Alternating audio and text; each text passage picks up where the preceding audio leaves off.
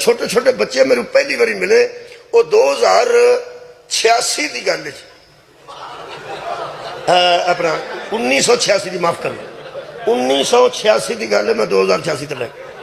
कोई नहीं गल इतने बिलावल की जुबान फिसल जाती है सी, जो वजीर आजम बनने की उम्मीद कर रहा जुबान फिसल जाती है। वो फिर 1986 च मैनू दूसरी जमात उन्हें दी पहली, तो वो बच्चे ना मैं देखा तो कुर्सी रखी होंगी सी उन्होंने थले अपने तोड़े छोड़े बिछाते हैं अपने घरों लिया के, तो वो एक गल करते सन, वैसे करते असी भी रहे। वो आते सन मास्टर की कुर्सी तो नहीं बईदा, इस तरह माँ प्यो को गाल जाती, मास्टर की सर जी की कुर्सी तो नहीं बईदा, इवें माँ प्यो को गाल जाती है। हालांकि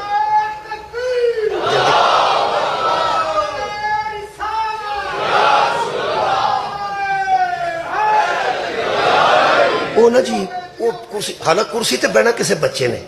इन्हें बाला ही कोई कोलों गल बनाई सी, माँ प्यो को गाल जाती, ये नहीं पता भी गाल तो उन्होंने जानी चाहिए है, अगर गाल भी जाए तो उन्होंने जाए जो बहता बाला ही गल बनाई सी, जो कुर्सी तो पवे ना सर जी की कुर्सी ते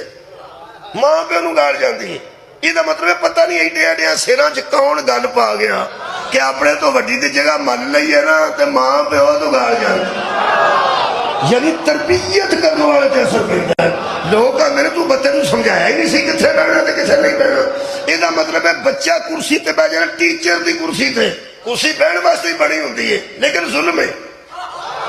आज जुल्म है। अगर बच्चों को अपनी जगह की पहचान होनी चाहिए, उम्मत को भी तो अपनी जगह की पहचान।